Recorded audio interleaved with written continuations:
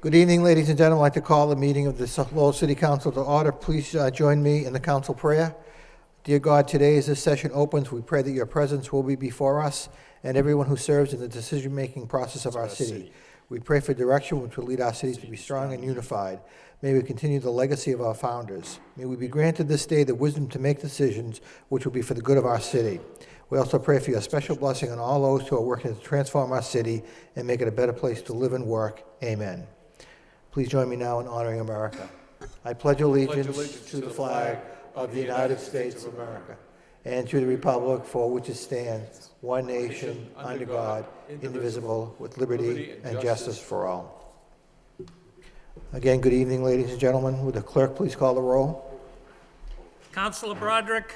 Here. Councilor Caulfield. Here. Councilor Dakota. Here. Councilor Elliott. Here. Councilor Martin. Here. Councilor Mendonça. Here. Councilor Mercia. Here. Mayor Milanazzo. Here. Councilor Murphy. Here. 9 present. Thank you. It's my understanding that Major Henry from the Salvation Army asked, based upon the inclement weather, that we'll recognize him next week. Okay. Thank you. Under unfinished business. Mr. Mayor? Yeah, I'm sorry. Moment of Oh, silence. excuse me. Yes. The chair would recognize Councilor Mercer. Thank you, Mr. Mayor. I'd like to offer a moment of silence in darkened chamber for Bill Droll, a lifelong resident of Lowell. Mr. Droll graduated from Lowell High School and excelled in high school sports, particularly baseball and basketball. Mr. Droll was a World War II veteran in the 100th Ranger Division and was honorably discharged. He was a charter member in the establishment of the Polish American Veterans Incorporated. Bill developed a keen interest in local politics, which led him to being elected to the Lowell School Committee, in which he served 3 terms from 1956 to 1962. He leaves behind 2 daughters, Barbara and Marcia, and a son, William Droll. And I'd like to, as well, also offer a moment of silence in darkened chamber for a man who has literally dropped in on Lowell for quite some time, that being Dennis Duchamp Sr. Dennis was born in Lowell, received his education here, and owned Duchamp & Sons upholstery business in Lowell. He was a professional skydiver with over 6,000 jumps. Many of his jumps were for charitable events, including the Special Olympics, the City of Lowell's Winterfest, Lowell Spinners, and special jump for the moving wall, the Vietnam Wall, at Colley Stadium in 1993. Dennis had an incredible work ethic, both at his business and for his charitable work. Besides his devoted and loving wife, Linda, he is survived by his children, Dennis Jr., Sean, Sheila, Amanda, Chad, and Susan, 5 grandchildren, and he will be truly missed, as well as Mr. Droll. Thank you very much. Thank you, Councilor Mercer. Councilor Martin. Thank you, Mr. Mayor. I'd like to add also Dorothea McQuaid, who was the mother of Michael McQuaid, who runs the Career Center here in Lowell. Mrs. McQuaid was a longtime Lowell resident, someone who was very loyal to her city, to her family, to her church, and to her neighborhood, and longtime Lowell residents would be also missed. Thank you, Councilor Martin. Councilor Caulfield. Thank you very much, Mr. Mayor. I would like a moment of silence with darkened chambers for Mary Sampras, a loving wife, devoted mother, and a friend to many people. A gifted and talented writer for the Lowell Sun, but Mary could be a gifted and talented writer for any newspaper in the country or the world. Mrs. Sampras was a member of the Hellenic Orthodox Church of the Holy Trinity, and was a member of many organizations, and was certainly involved throughout Lowell and Greater Lowell in those organizations. The Lowell Sun lost a wonderful writer and employee. The city of Lowell lost an outstanding citizen. May she rest in peace, and may her memory be eternal. Thank you, Councilor Caulfield. May those and all other Lowell residents who have passed away since our last meeting rest in peace. May we all rise now in a moment of silence in darkened chambers.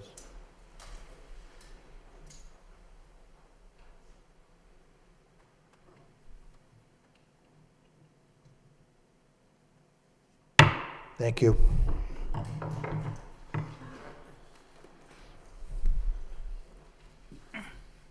Next item would be to accept the minutes of the January 11th meeting for acceptance. Motion by Council Mercia, second by Council Mendoza. All those in favor indicate by saying aye. Opposed, the vote. Under unfinished business, we continue the public hearing from last week, amend zoning on 301 Chelmsford Street. Chair recognizes Attorney Eliades.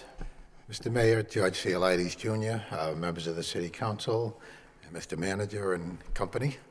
I'm pleased to report that taking Councilor Mercia's suggestion immediately upon leaving the chambers last week, we met with those folks and we satisfied them. Their two biggest concerns related to a dumpster issue and some noise that was coming from one of those compressed air ding-dong things that can drive anybody crazy, I think.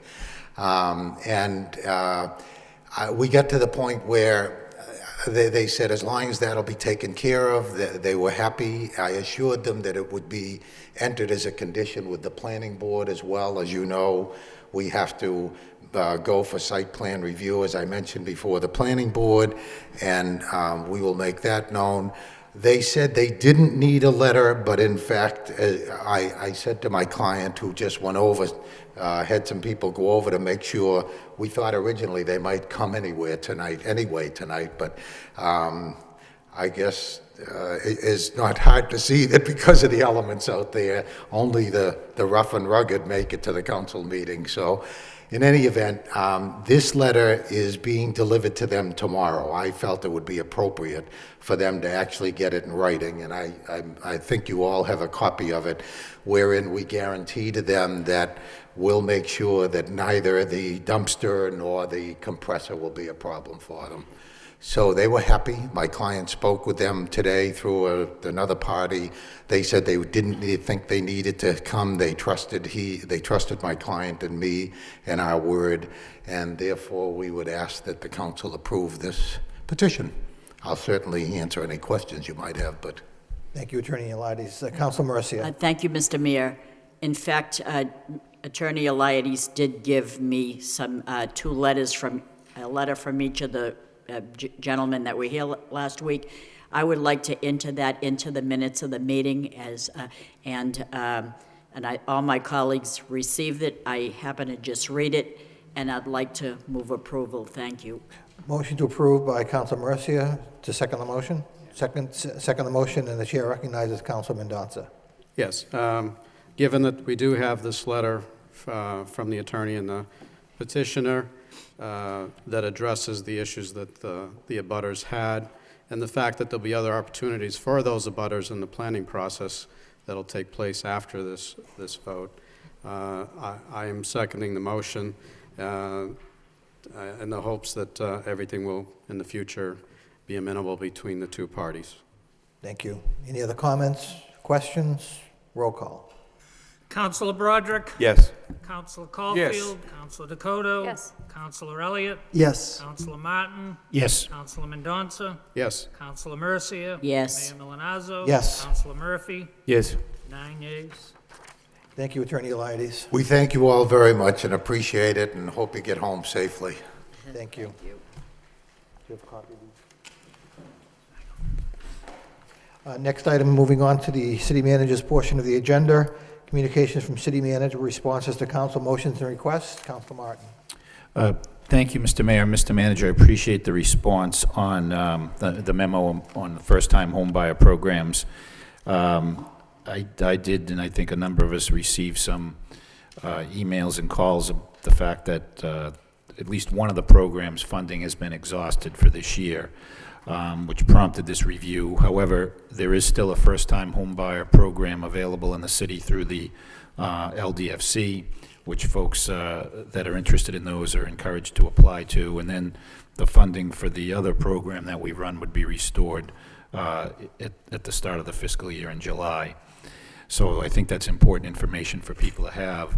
I think what's also important for people to know is that at least over the last 10 years, the city's been providing funding for this. We've had over 600 households assisted, and as best we can tell that we've had 5 or fewer foreclosures out of those 600. So That's really a remarkable record. It speaks very well to the work that Jim Wild and others do at the Merrimack Valley Housing Partnership, educating people, make sure they don't get in over their head.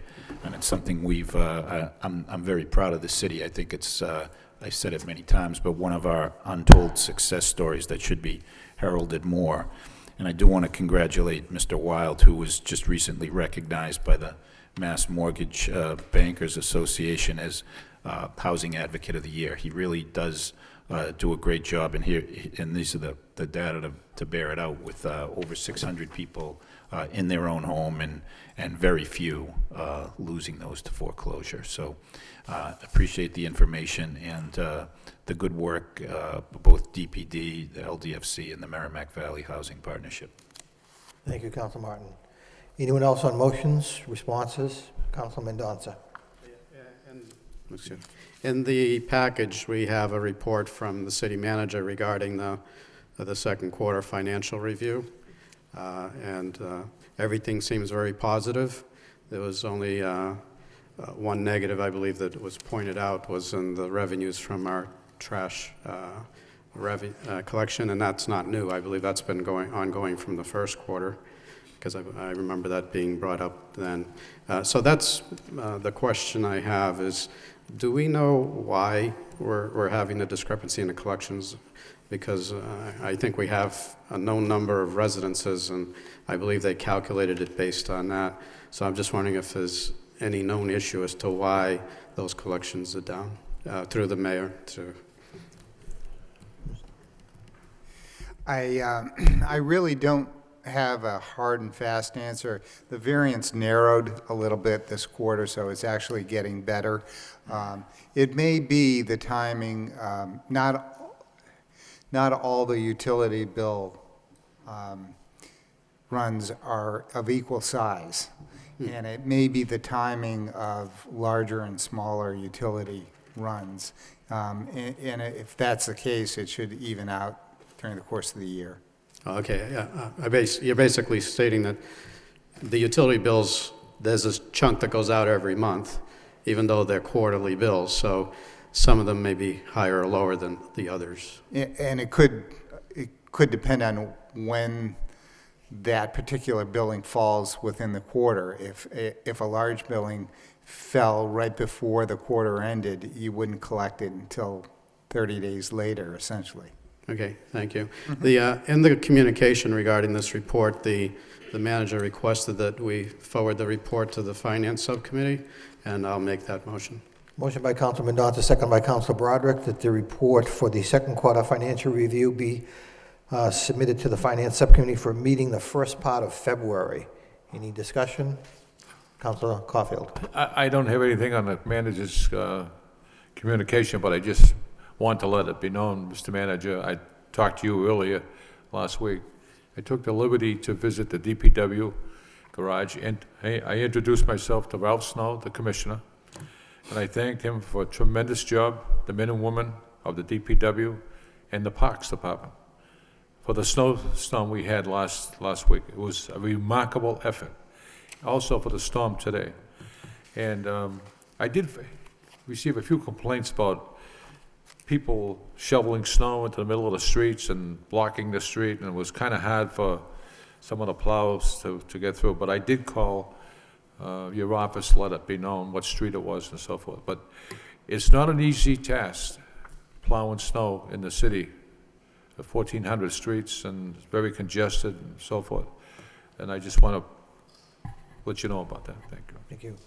Before I recognize the manager, could we just have a voice vote on Council Mendonça's motion? All those in favor, sending it to this Finance Subcommittee, signify by saying aye. Opposed, the vote. Manager Lynch? Well, if I could just respond to Councilor Caulfield. Councilor, thank you for the nice words regarding the DPW and the Parks Division and the work that they've done. I think it has been a very difficult week or so with these storms, and I know that one of the issues that we have is, Councilor Mercia mentioned it during our subcommittee meeting, is the downtown area in particular, that with snow removal. And I did actually, while we were sitting here, receive an email from Ralph Snow regarding snow removal. Apparently we have another storm coming this Friday, so over the course of the next couple of days we'll be continuing to clear away away this storm, and we'll try to do some snow removal, but we'll be preparing for Friday's storm, but hopefully he's indicated an interest in getting out there next week at the early part of next week to do that snow removal. So for those watching, hopefully we'll be able to get in there and do that. So snow removal in downtown is a difficult task because there's no place to put the snow nearby, and it does require work during the evening hours to get rid of that. But we are anxious to move on that. But I appreciate the comments regarding our operations. On the same topic, Councilor Caulfield? I just want to make sure, I didn't know whether I recognized Tom Belgard from the Yes. Parks Department. Did I even recognize him? They're a tandem working together with DPW. Thank you. Councilor Elliott? I just had a question. Thank you, Mayor. I received a couple of calls from senior citizens wondering if there's still a program in place and who do they call to get some assistance in shoveling their walkway or their driveways. Is there, is it call you or your office? We do have the Operation Rosebud, and I know that something went out with the tax bill, and I think this is Councilor Mercia's motion a little bit later. But in that, the announcement that went out in the tax bills, it was designed really to give people fair warning that we're going to enforce the ordinance with regards to sidewalks. And mention was made in there about the fact that we do have the Operation Rosebud program. Unfortunately, that the sign up for that, it wasn't made clear in that the sign up for that is in the summer months, and people need to get on so that the ROTC students can be assigned. And at this point, that program is oversubscribed. However, if people can, they should contact Michelle Romalo at the Senior Center, and she'll work to see what we can do to help people out. And we'll certainly do what we can to help.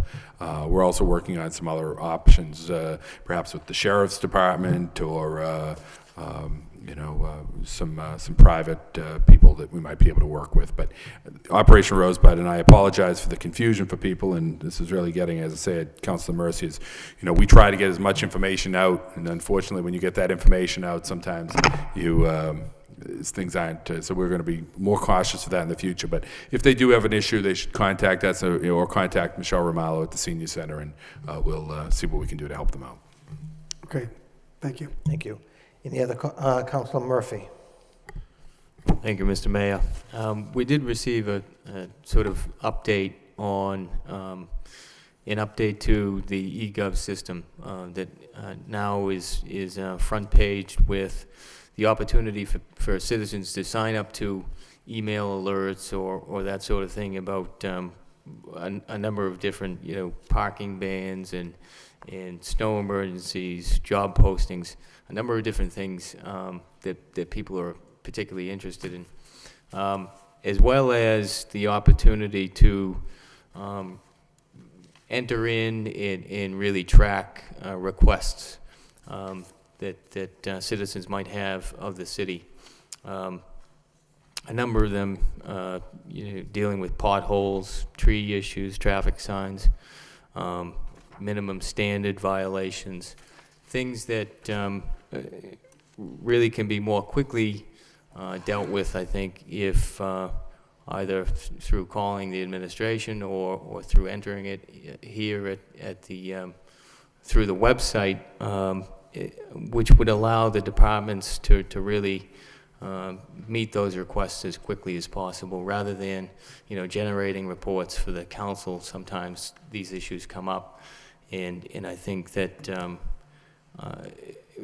really the opportunity should first be given to the departments to address the problem, and if there are persistent or recurring issues, then we can deal with them here at the council. But in terms of meeting the request as quickly as possible, I think this will help in that regard. And I'd really be remiss if I didn't mention Donna McIntosh and the tireless efforts that she put into making this possible. So thank you. Thank you, Councilor Murphy. Anyone else on the motions and responses? Hearing none, motion to accept, place on file by Councilor Murphy, seconded by Councilor Martin. All those in favor signify by saying aye. Opposed, to vote. Next item, in city council vote, authorizing the city manager to enter into a lease agreement between the city of Lowell and T-Mobile Northeast LLC for a period of 5 years with an option for an additional 4 5-year renewal terms for a potential total of 25 years to lease space on the water tank and designated land surrounding the water tank located at 78 Wedge Street, Lowell, for cell antennas. Whereas the purchasing department issued its request for proposals for leasing of space on specific city-owned property for cell antennas, and whereas it is the intention of the City of Lowell Purchasing Department to enter into a no-charge contract agreement for the leasing of city-owned land at 78 Wedge Street, whereas U.S. Wireless Incorporated submitted a proposal to the Purchasing Department in response to the request for proposals, and whereas U.S. Wireless submitted a proposal to enter into a lease agreement for a period of 5 years with an option for additional 4 5-year renewal terms, or for a potential total of 25 years to lease space at 78 Wedge Street water tank and designated land surrounding the water tank. Now therefore be it voted by the City Council of the City of Lowell as follows, that the city manager be, and he is hereby authorized to enter into a lease agreement between the City of Lowell and T-Mobile Northeast LLC for a period of 5 years with options for an additional 4-year, 5-year renewal terms, or for a potential total of 25 years to lease space on 2 specific city-owned properties for cell towers. Such lease payments at Wedge Street Tank, 78 Wedge Street, Lowell, such shall be as follows. Monthly base lease price, $1,800.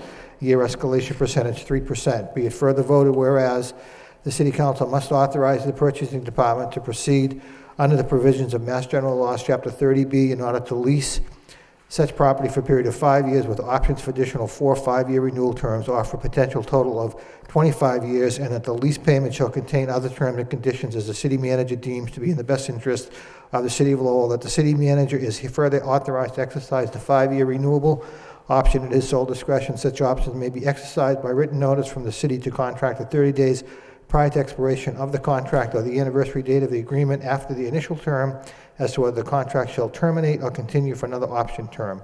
The monthly lease price will increase by the escalation percentage of 3%. If there's no objection, second reading by title. In City Council vote, authorizing the city manager to enter into a lease agreement between the City of Lowell and T-Mobile Northeast LLC for a period of 5 years with an option for an additional 4 5-year renewal terms, or for a potential total of 25 years to lease space on the water tank and designated land surrounding the water tank located at 78 Wedge Street, Lowell, Mass. for cell antennas. What's the wish of the council? Council Mercia. Thank you, Mr. Mayor. Through you to the city manager.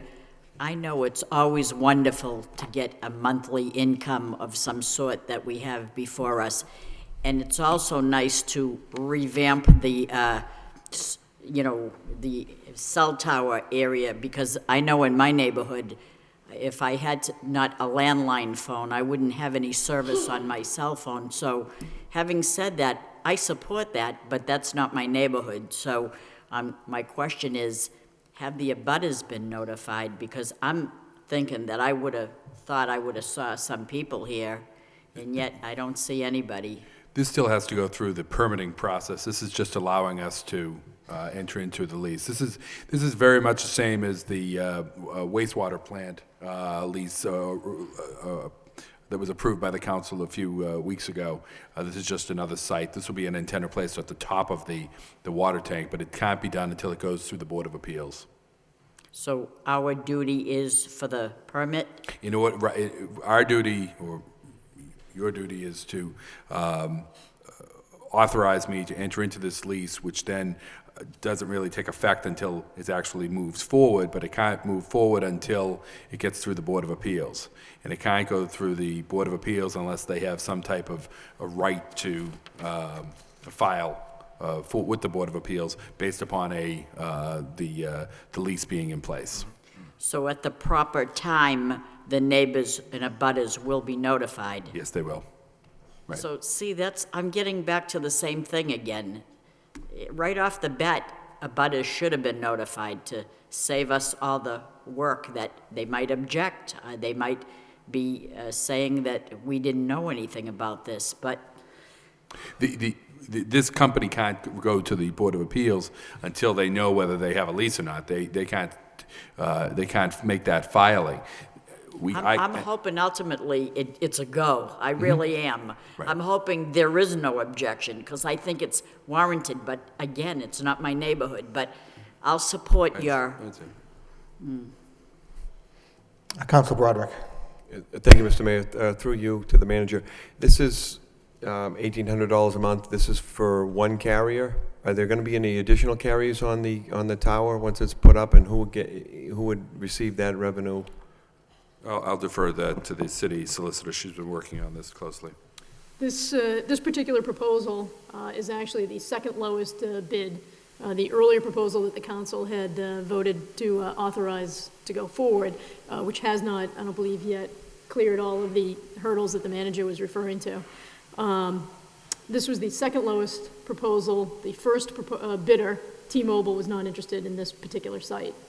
And with this proposal, there was not attached to that an offer to have others tack on to the antenna, should it be approved. Well, do we reserve the right to do that? If others want to get on, can we? If others want to go on, then they will have to seek to amend the lease and then negotiate out a price. But thus far, it wasn't part of their bid. They chose not to bid on that portion. Okay, but I guess what I mean is the city reserving the right to be able to add additional carriers, or is there going to be an exclusivity or some type of written consent from? To put it another way, they would not be allowed to add any additional carriers on until they came through us and we were appropriately compensated. Okay, and we couldn't because they're going to own the tower? Is that what it is? We're just giving them, leasing the... They're just putting an antenna on the water tank. I don't think anything precludes us if someone else contacts us, if we're able to put this back out to bid, put another out there, that's possible. I guess that's what I'm asking, is we're doing one here as opposed to the others where there was additional revenues potentially. Are we purposely limiting this one to one, or are we leaving? We couldn't, there was no one that was interested in doing more than one on that. Okay. So at this point, it's just the one, but moving forward, nothing would preclude us from having somebody else put one up there. Okay, that's all. Thank you. Councilman Mendonça, then Councilor Caulfield. Yes, I have a couple of questions. One is to the language, because it starts out saying we're going to enter into, or the manager will negotiate a lease agreement with T-Mobile LLC, but in the whereases we have U.S. Wireless Inc., and through the mayor to either the manager or the solicitor. Is that accurate? I mean, there's two different entities involved here? Right. It was sort of confusing, but in terms of the actual bidder. But there's something that we had run by also the purchasing department in terms of the having the correct entities, and we will double check it one more time. But that was something that we had looked at as well. Okay. That's accurate. And my other question is, it seems to me that the language of this vote leaves it opening to putting another cell tower on the site. I mean, if they're going to put it on the water tower, I don't think there'll be as much objection as if another tower shows up. And I expect to Councilor Broderick's point is if it's, we essentially own the tower at the moment, if it's the water tank, and we can lease space on it. But if somebody else puts another water tower up, then that's, I think, a whole nother story. So my question is it intentional to leave it open to somebody negotiating having another tower on that site, or are we just dealing with the water tank itself? We're only dealing with the water tank itself. Okay, so that's the intent of this vote. All right, thank you. Thank you. Councilor Caulfield. Thank you, Mr. Mayor. Just very briefly, this cell tower is going on a Wedge Street water tank that's 85 feet high. Right. It's just going to be an antenna. That's Any correct. blinking red lights or anything like that? I don't believe so. So, I mean, it's, when you reach in your pocket to answer the cell phone, that it has to come from someplace. So, I don't see a problem. Any further discussion? Roll call. Councilor Broderick? Yes. Councilor Caulfield? Yes. Councilor Dakota? Yes. Councilor Elliott? Yes. Councilor Martin? Yes. Councilor Mendonça? Yes. Councilor Mercia? Yes. Mayor Milanazzo? No. Councilor Murphy? Yes. 8 yeas, 1 nay. Next item, in City Council vote order, a supplemental appropriation to be appropriated to the stabilization fund and to the police overtime account of the City of Lowell for fiscal year 2011, ordered by the City Council of the City of Lowell as follows: that the amount of $1,248,586 be hereby appropriated to the Stabilization Fund 8401, and that the amount of $100,000 be hereby appropriated to the police overtime account 021041551-5130000. Order recommended and introduced by Bernard F. Lynch, City Manager. If there's no objection, second reading by title, vote in City Council order, a supplemental appropriation to be appropriated to the Stabilization Fund and to the police overtime account of the City of Lowell for fiscal year 2011. Any motion to approve by Council Broderick, second by Council Elliott. Questions? Council Coffey. Yes, I do. I certainly support the $100,000 going to the police department, but that's going to be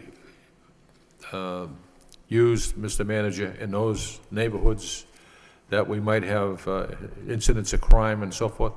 It's not going to be for an overall pocket of overtime. No, this is very targeted money. It's either for specific activities in the troubled neighborhoods, Right. or for investigations. So many of which probably, in all likelihood, happen in those troubled neighborhoods. But in the event, for instance, the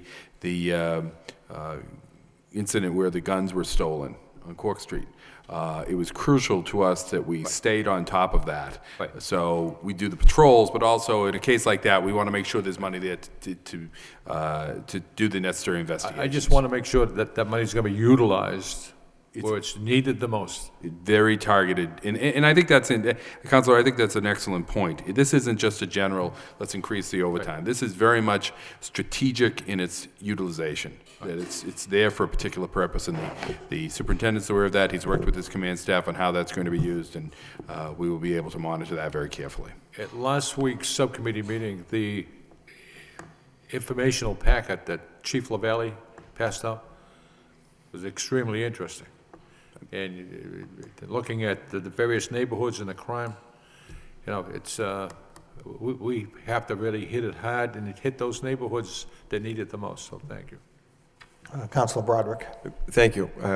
I had a similar question, but I guess I just wrap it up with, could we get a report? Is this money spent so we know and we can account for how we're spending this money rather than put it in reserves? I think people appreciate the action, the swift action that's taken by the administration, but to show them how we spent it. And it may not be results, but just to at least see where it's put with the action plan. We'll try to get you a report at the 3-month and the 6-month time frame before the end of the year.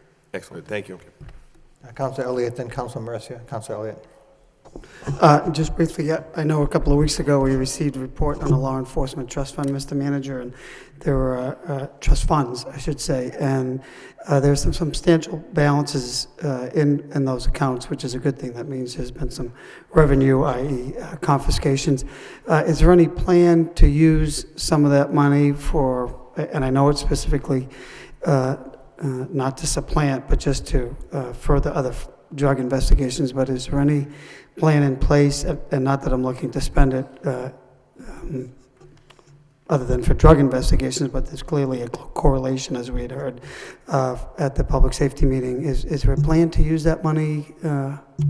It has been used over the course of the last year or two in that fashion, and probably beyond that, certainly beyond that. But the superintendent and I talked about that just last week, of how that money's been utilized and will continue to be utilized for some of those targeted efforts, as well as some of the necessary equipment that we need within the department. It avoids then having to draw upon the city budget to pay for The report did reflect that, and that was very helpful. But just knowing that we had this growing, concern with drugs in the city, and I know you and the chief are aware of that. But it's good to know that there is a plan, knowing that there's quite a bit of money in there. So thank you.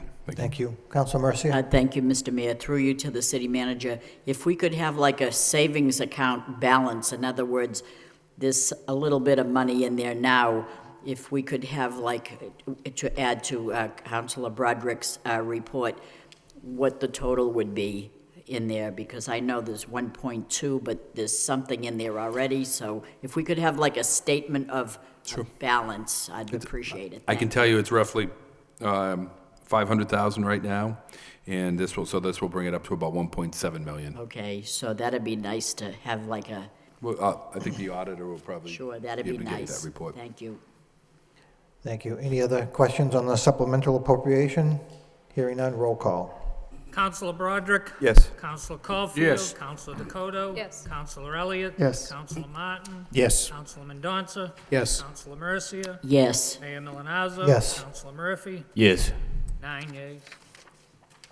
Next item on the agenda, reappointment of Karen Davidson Heller as library trustee. We have a communication from the city manager.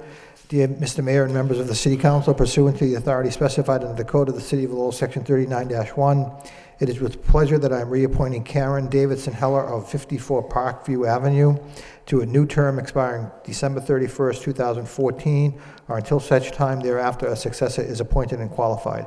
Confirmation by the city council is required for this reappointment and is hereby requested. I would be happy to answer any inquiry you may have concerning this appointment. Very truly yours, Bernard Eflin, city manager. Motion to approve by Council Broderick, second by Council Martin. Any discussion? Roll call. Counselor Broderick? Yes. Counselor Caulfield? Yes. Counselor Dakota? Yes. Counselor Elliott? Yes. Counselor Martin? Yes. Counselor Mendonça? Yes. Counselor Mercia? Yes. Mayor Milonazo? Yes. Counselor Murphy? Yes. 9 yeas. Under subcommittee reports, the chair recognizes Council Broderick. Thank you, Mr. Mayor. This evening, convening at 5:30, we had a meeting of the Personnel Subcommittee to continue the city manager's goals and objectives. The manager made a thorough presentation of what was good teamwork with his administration and staff, presenting draft of strategic goals and objectives. And without regurgitating the hour-long meeting, we're basically trying to move in a direction of strategic goal setting and using the scarce resources we have, keeping a focus on the big picture, on what our plan is, in repairs and the like. It's a different approach, and as we move towards this, what we discussed and voted on this evening as a subcommittee was to accept the draft. Each councilor go take it now, make changes, edits after a thorough explanation, and come back, reconvene in 2 weeks, and go through with the manager, make our recommendations. Hopefully, at that point, the manager can take those recommendations, and we can again recess for 2 weeks, come back and get a revised draft and potentially a final draft to then be forwarded to the full body for a vote. There were several good questions brought up. I think the manager's going to address, first shot out of a gate here. I think it's a very good plan. Some tweaking. I think we'll all have some comments and suggestions. And one of the issues that was brought up by Councilman Mendonça, I think we all recognize is the first round here is what are we going to use for a baseline when we talk about improvements and percentage improvements. And also, the manager has indicated, I asked, and the manager indicated that this will be posted online for folks at home.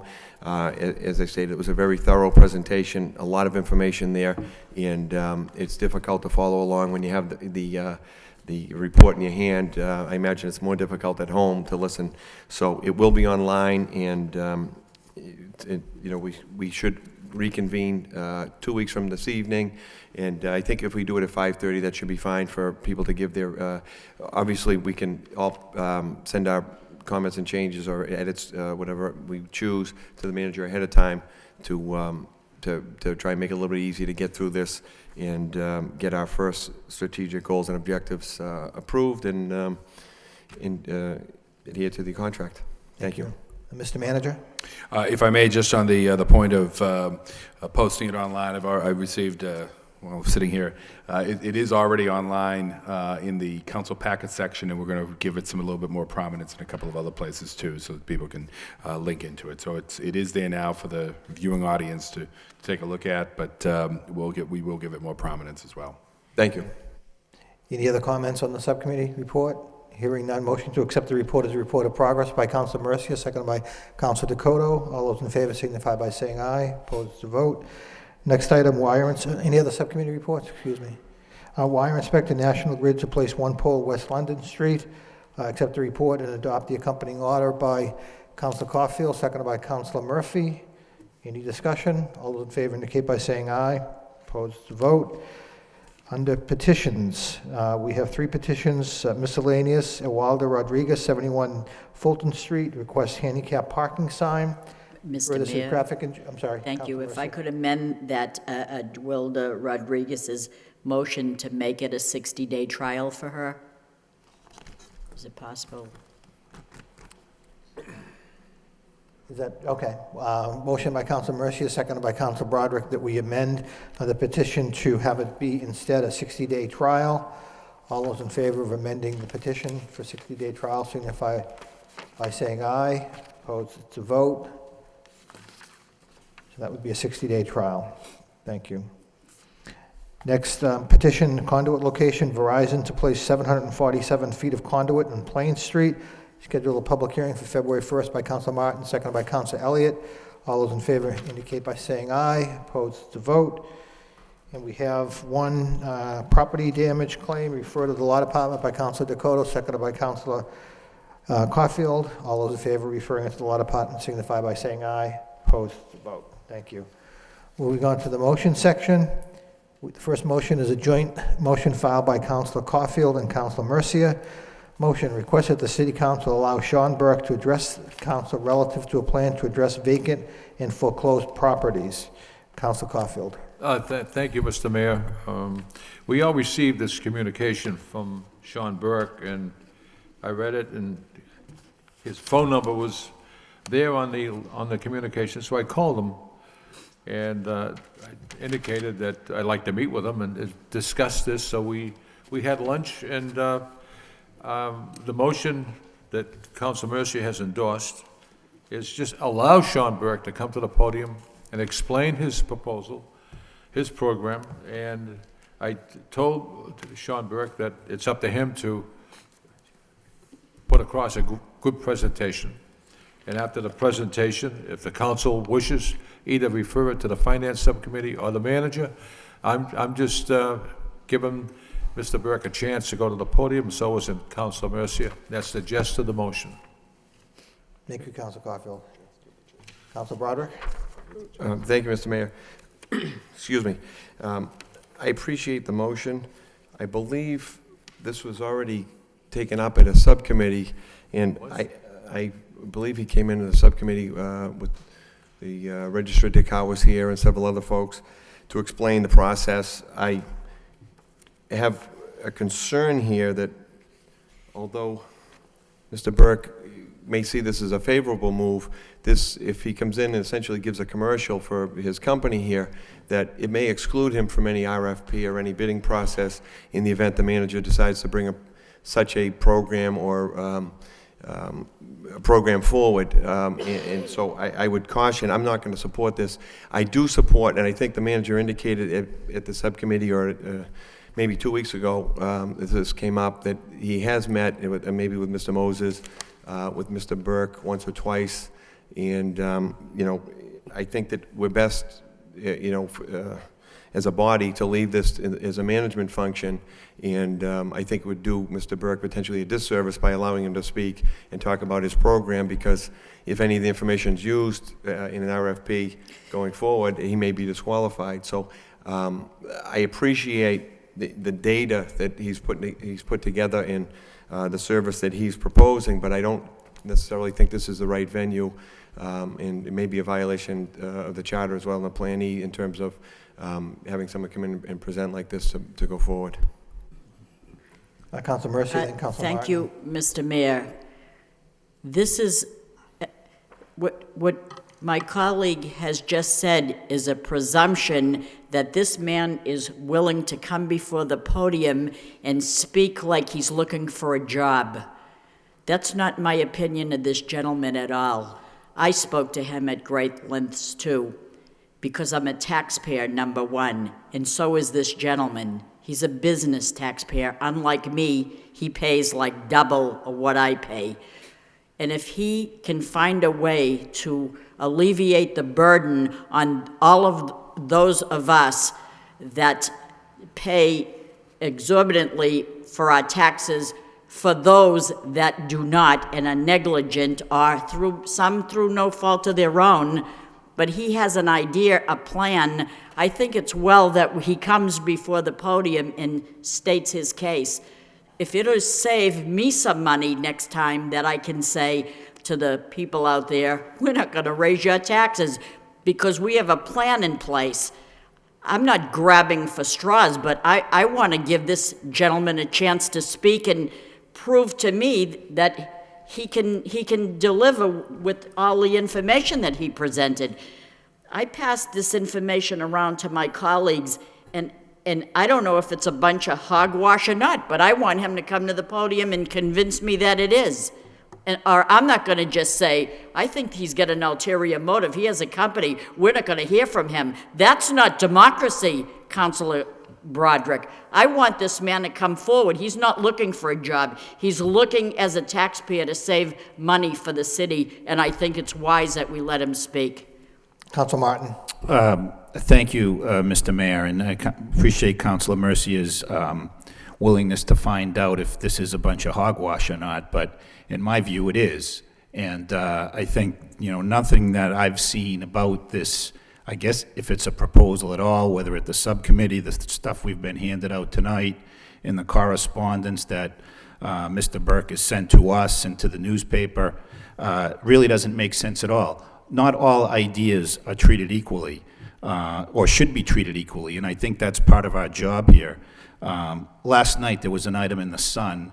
Somebody called asking for an Attorney General investigation because the number 4 keeps coming up more often than the other numbers in the lottery.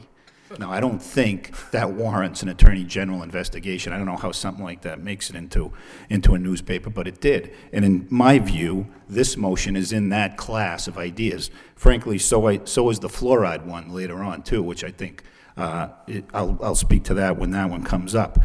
But I think we do the taxpayers a disservice to think that there's millions of dollars available that this council is somehow negligent in pursuing or collecting or going after. I take it as an insult.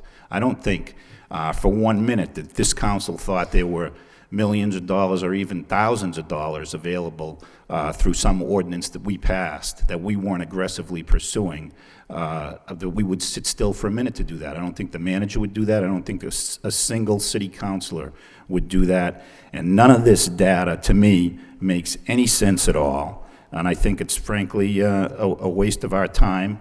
And so I don't support the motion. Plan to vote against it. Okay, thank you. Does the solicitor want to be heard at this point? Or should I recognize Council Caulfield had his hand up? Council Caulfield. Thank you, Mr. Mayor. Just to expedite this subject matter, just have a roll call. Who wants to let Mr. You want to move the question? Yes. What motion? Did you want to be heard first?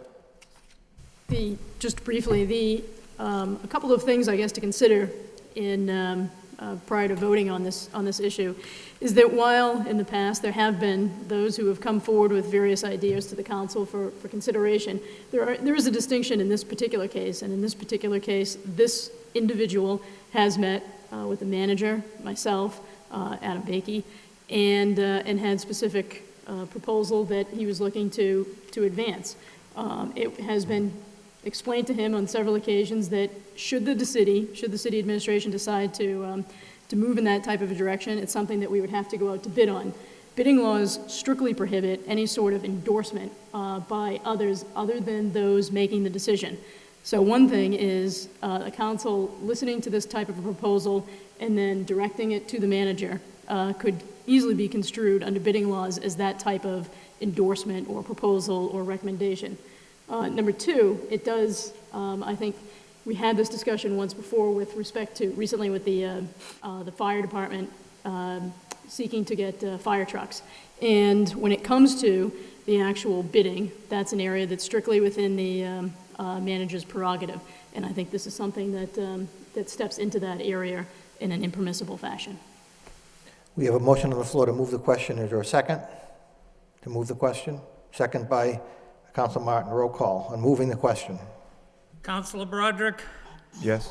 Councilor Caulfield? Yes. Councilor Dakota? Yes. Councilor Elliott? Yes. Councilor Councilor Martin. Yes. Councilor Mendonça. Yes. Councilor Mercia. Yes. Mayor Milonazo. Yes. Councilor Murphy. Yes. 9 yeas. Roll call on the motion. Councilor Broderick. No. Councilor Caulfield. Yes. Councilor Dakota. Yes. Councilor Elliott. Yes. Councilor Martin. No.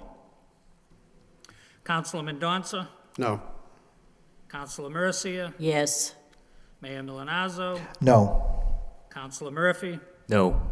Motion is defeated. Motion is defeated. Yeas, 5 nays.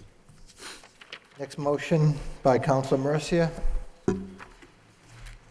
Motion, City Council requests the city manager alert the proper departments to review the materials, notices included with the tax bills which may be misleading. Second by Councilor Mendonça. Councilor Mercia. Thank you, Mr. Mayor. I think the motion more or less was discussed by Councilor Elliott a little bit. In our last quarter tax bill, the most recent tax bill, came a notice from the ROTC, Operation Rosebud. Please suffice it to say that that's a great organization. No doubt about it, they do a valuable service for the community. But I think the timing of putting that into the tax bill was a little after the fact, because they've reached their quota. That not this storm today, but the last storm the other day, people were calling up desperate to get shovelers over there, and they were told that the quota has already been filled, so why would we have put it in the, call us back in the summer and get on the list? I mean, this notice should have probably been in previously, like the last quarter before that and the one before that, and it should not have been into this one. And then it also states that they shovel sidewalks, driveways, walkways, walkway clearing, and they were told that, oh, we don't do driveways anyway. So if they don't do driveways, they shouldn't say that they do. So that's the gist of the motion. Before things go out, we should carefully know that there's available space. Thank you. Councilor Caulfield. Thank you, Mr. Mayor. The Junior ROTC program, under the direction of Chief Master Sergeant Robert Jakes and his staff, do an absolute incredible job. If there's no school or it's a holiday, they are not there to shovel. I just want to make that clear. But that's not the question. No, but I just want to make that point clear. Many times, if there's no school, there are students who will volunteer, and Master Sergeant Jakes will go around and pick them up, and so on, members of his staff. And it is true, they don't shovel driveways. They do walks, stairs, and so forth. I mean, And it shouldn't say it in here if they don't. they could be there forever doing a driveway. These students do not get paid, not a dime, and it's part of community service. And I believe last year they contributed 20,000 hours to community service. So I applaud those kids and the staff that oversees them. It's just a great program. But, Mr. Yeah, Mayor, you're looking I'm for- not saying that it's not a good cause and a good organization. I'm not saying that. I'm saying it shouldn't have been in the last tax bill. That's all I'm saying. Yeah, and I agree with you. Okay, fine. All right, Mr. Manager. I agree too. Okay. We will. Okay, thank you. Point well taken, Council. Any other discussion on the motion? All those in favor signify by saying aye. Opposed, it's a vote. Next motion by Councilor Murphy. Motion, City Council requests the city manager to report on the performance of single-source marketing and consider shifting focus toward lower-cost, community-driven, multiple-source marketing. Second, Mr. Seconded by Councilor Caulfield. Councilor Murphy. Thank you, Mr. Mayor. We have had some discussion over the last few weeks about what are some areas where we can find some potential savings and be more effective in what we're trying to accomplish. And I think, of course, marketing is important to our economic development in driving more business here in the city. But it's really, I think, a question of how effective we are.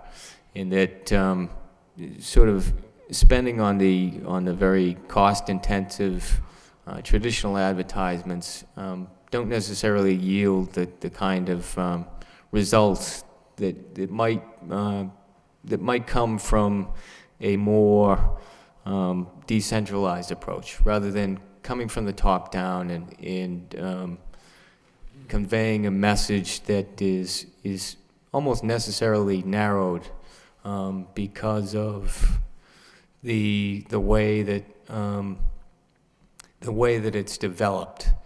I think really also narrows the appeal to a number of people outside the city, and that if you move away from the kind of traditional advertisement, which again, if you're looking at an advertisement in the newspaper or you're hearing it on the radio, always the question is about the credibility of the source. And if you hear, a negative story following that or prior to it, it's a complete waste of money. On the other hand, if you have several positive stories that have been pitched to various media outlets, it gives a more accurate picture, I think, of the city. Of course, there will always be some negative stories that come out, but the reality is that there are a lot of good things happening in the city. And we can move from, I think, just developing a kind of simplistic branding of Lowell to one that recognizes that the medium and the message ought to complement each other. That is that if we're saying we're a creative place, that the message is also a creative one. That if we're saying, we're talking about our uniqueness or our diversity, that we have that diversity in the voices that are heard talking about Lowell. An example of this that I had mentioned before is a kind of contest of, going back to the old slogan, "A lot to like about Lowell," which I guess is mildly preferable to the newer one. Developing a contest in which a lot of different people with different perspectives, different backgrounds, different interests are allowed to tell their own stories, and in a way get a better picture of what Lowell is about, but also, again, to appeal to a broader amount of people. I think you could be much more cost-effective in that, clearly, but also more effective. There's hardly anything done in terms of marketing towards the young people in the downtown. And there can be quite a bit more done there because they do have quite a bit of resources to spend that might be underestimated. There are a number of different groups, I think, that aren't included right now in the marketing program, but could be and at a lesser cost. So this is really to get a report on sort of the status of our contract with single source marketing, what they're doing well. I think marketing around particular events is much more effective than just the general vague "come to Lowell." When you're marketing around events, there's a tangible reason there for people to come into the city and spend money. So I think there could be some changes there, and of course greater use of the free media. We've talked about that at the last subcommittee probably a half a year ago now. But also getting, after you sort of develop a better marketing strategy, I think you can then use a lot of that information back into helping businesses here in the city, whether they be in the downtown or the neighborhoods, to really support what they're doing and possible expansion there. So it's to get a report on that, but also to think about changing the model that seems to be the case right now. Thank you, Councilor Murphy. Mr. Manager? Oh, That's all right, go ahead. Yeah, Mr. Manager? No, I just wanted to comment. I think that and obviously we'll get you based upon the council vote, we'll get a full report on this motion. I think it is in line, actually, with what we've been doing over the last couple of years. The city used to have a much larger marketing budget. I think it was somewhere in the vicinity of $300,000 that we used to have. The current contract with Single Source is $100,000, of which the majority of that is spent on advertising for events. We don't do too much beyond that. We are doing quite a bit more with the social media, maintaining our web page for us, doing some of our economic development, marketing materials. We have cut that down considerably, and we're putting more of an emphasis on utilizing free media and trying to produce news for that's out there. But let me, and we've been talking to the Lowell plan about trying to work with them on a number of different initiatives regarding marketing of the entire city, and not just one segment, but really all aspects of the city. But if I could have an opportunity to respond with a report on this, and I think Councilor Murphy's concerns will be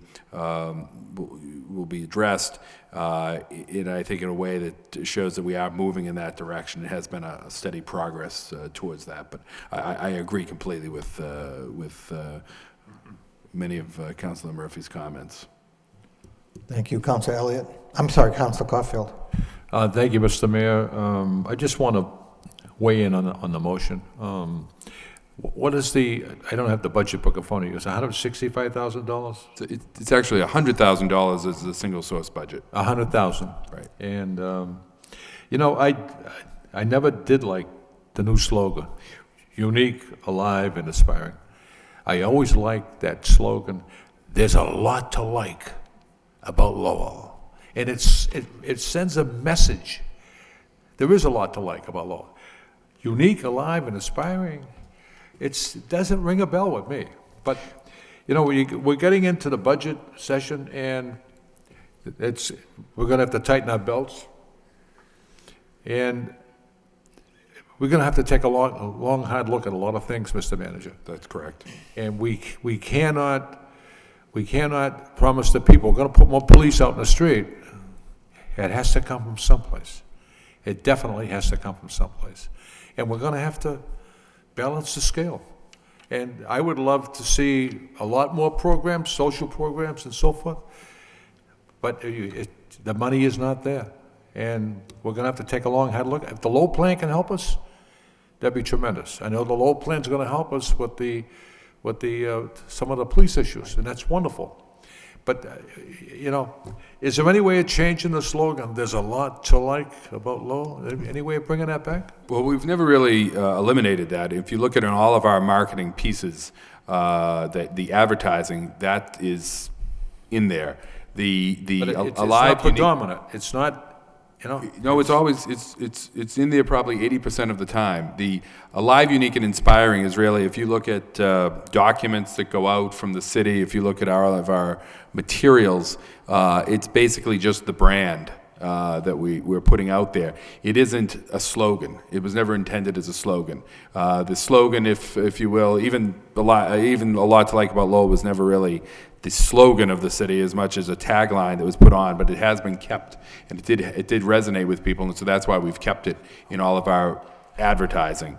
But I agree with, it's essentially, Council, the comments you made regarding tightening our belts and having to look at things differently is that's what I've been saying for some time now, is that we have to look at doing things differently, and we have cut back on our marketing budget, and we have reduced the use of a marketing company. We've cut down on our ads, and I think there are probably more effective ways of getting the message of the city out there. And that's what we're focusing on. We had a meeting actually today on that we set up a couple of weeks ago, and we're going to be, as I said, meeting with the Lowell plant to talk about some ideas.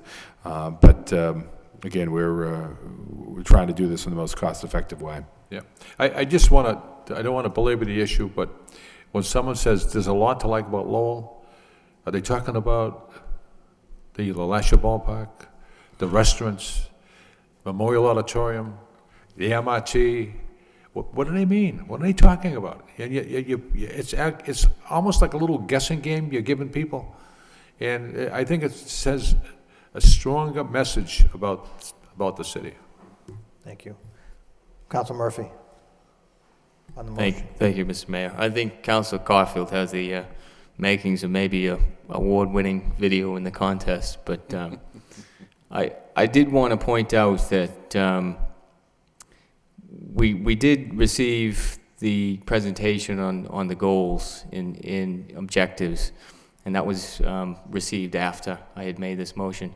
But a number of the goals in the next year or two really did address some of what I was talking about. Getting better at appealing to a wider swath of people, and I think getting more effective with the use of marketing dollars. So I appreciate that. Thank you. Thank you. Any other discussion on the motion? All those in favor signify by saying aye. Opposed, it's a vote. Last motion of the evening by Councilor Elliott. Motion requests the City Council and the City Manager discuss adjusting the fluoride levels in the city water supply. Second by Councilor Caulfield. Councilor Elliott. It was just for discussion as a result of a report and a number of news articles or stories that have been written. But essentially is a report that was released from the Department of Health and Human Services regarding fluoride levels in public water supplies and the impact that those levels have had, I guess over the last 50 years when fluoride was recommended to be put into public water supplies, public water supply system. So it was just discussion. I don't know what our levels are. Maybe that's something that's being handed out, but just as a point of discussion, maybe this is going to answer my motion. But I know that they're going to come out and recommend levels between, it says 0.07 and EPA is actually looking at adjusting levels of 4 milligrams. I think it's 4 milligrams. Yeah. So just a discussion. Maybe this is going to answer my questions right here. But I know the state of Rhode Island, the state of Connecticut is looking at adjusting these levels. I don't know what the process is, but I do know that we have it here. And I know that certainly a gentleman that passed away a number of years ago has, a number of months ago, Mr. Ray Willett always was down here. He'd call me regularly. I'm sure he'd come down here for years and years talking about fluoride levels. And as it turns out, there seems to be some evidence that it can have some adverse levels. I'm not suggesting that we take or eliminate fluoride. The motion is just to have a discussion about what the appropriate levels are. I don't know, maybe that will be forthcoming from the state. Maybe it is delegated through the state. I don't know, I guess I would ask the solicitor, but knowing that we do have a public water supply that does have fluoride as an additive, I wanted to bring it to the council and the managers and have a discussion here to see, what direction that we head into from here on out. So I guess that's essentially the only reason why I brought it up, seeing that again, Department of Health and Human Services and the Center for Disease Control has indicated that this blotching and streaking of teeth, et cetera, et cetera. I'm not trying to alarm anybody by any stretch, and I hope that's not going to be the case here, but from the reports or the studies that have been done, it seems like there are some adverse effects from the fluoridation in water, and depending upon what those levels are. So, and again, I also realize there's fluoride in toothpaste. So maybe all these combinations of things are having an effect, but clearly it's enough for Health and Human Services and CDC to bring it forward, and I do know some other states are taking corrective action. Thank you. Thank you. Council Martin and Council Mercia. Thank you, Mr. Mayor. A few months ago, we had somebody here who suggested we ban fluoride altogether from the water supply. At the time, the water department produced a lot of material showing that we were within the Center for Disease Control guidelines, and I misunderstood the motion. I thought this was a rehash of that whole issue. So my whole point is I think we should be following the guidelines suggested by the federal government, and if there are ranges now, that is an issue worthy of discussion. So I withdraw my prior comments and be supportive of the motion. Thank you. Council Mercia. And it is quite a good motion in that with the advanced technology today and the more fluoride in the toothpaste and in the mouthwash, and no matter what you put in your mouth, there's fluoride in it. So maybe that is adding to the fluoride intake of people, that it probably should be re-looked at. But I'm sure that we have quite capable chemists in the water department that already have done that, so, but it is something to think about. That's. Thank you. Mr. Manager? I just want to, apologize to the council that we didn't get this out ahead of time to you, just sort of in preparation. I was handed this, so we did some quick research late today. Something triggered in someone's mind that we had seen something come through on this, and copies were made, and I grabbed it as I came into the meeting tonight, and I'd forgotten basically what it said until Councilor Elliott mentioned the State Executive Office of Health and Human Services, and which prompted me to pull it out and notice that I actually had copies for everyone, not just for myself. So I apologize as it got circulated around during Councilor Elliott's presentation. But we will follow up on this and try to understand what this is all about and get a report to the council on this. Thank you. Any other comments, questions? All those in favor of the motion signify by saying aye. Opposed to vote. Anything else to come before the council? Motion to adjourn by Councilor Martin, second by Councilor Dakota. We stand adjourned. Thank you.